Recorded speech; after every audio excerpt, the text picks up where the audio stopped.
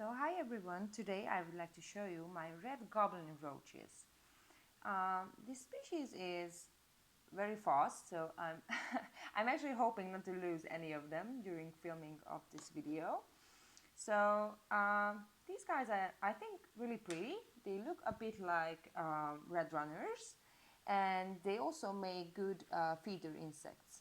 So as you can see, adults can climb smooth surfaces, so they can escape pretty quickly. The nymphs cannot do that, and not the adults and not the nymphs are gonna burrow in the soil.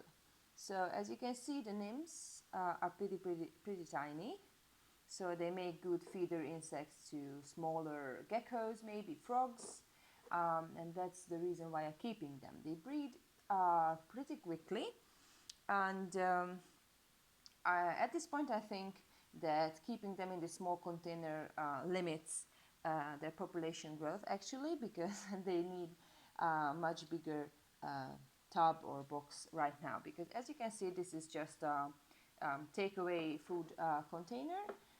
It's like, I think, 1 or maybe 2 liters in volume, but now they certainly need a bigger enclosure. So they're really easy to keep. I don't provide them with any heat. They are not near any heat sources, so basically I keep them at room temperature. In the animal room it's about, let me check. Oh yeah, okay, of course, it's 25 degrees right now, so it's a lot warmer than other parts of my home. So 25 degrees Celsius, and I just gave them pieces of apple and some cat food. So basically you can give them anything you want. They eat all kinds of fruits and veggies, and they do well just on cat and dog food. But as you can see, they also like eating leaf litter, and basically I just put the leaf litter in there so they can hide in it, because they are so small. They prefer these sort of hiding places compared to like a bigger pieces of bark or any sort of coconut hide or something. And yeah, I just want to show you some of the smaller nymphs. So as you can see, there's a lot of roach poop in there.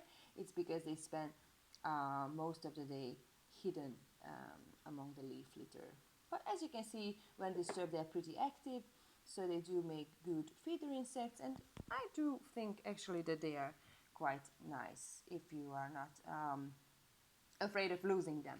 But I use this container because it has such a tight fitting lid.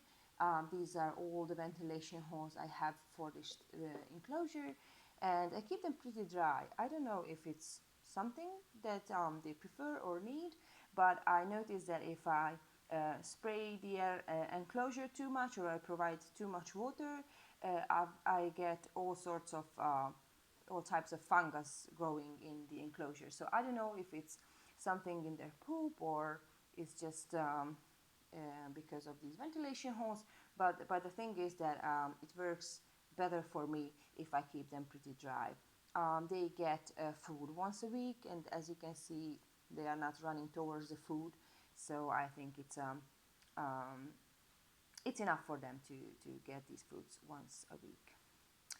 Okay, so if you are looking for just an alternative, for example, for red runners, that you can keep as a pet as well, because they are much less common than red runners, I think this is a great addition for you. They are not breeding that quickly, so you might need a bigger colony if you have lots of animals to feed. But it would be a great choice if you have just, I don't know, one gecko, or if you just want to provide roaches as a supplementary food for a reptile, because they can't get out of hand that easily compared to like pollid roaches or red runners, for example. So I hope you enjoyed this really short introduction to the species, and see you in the next video.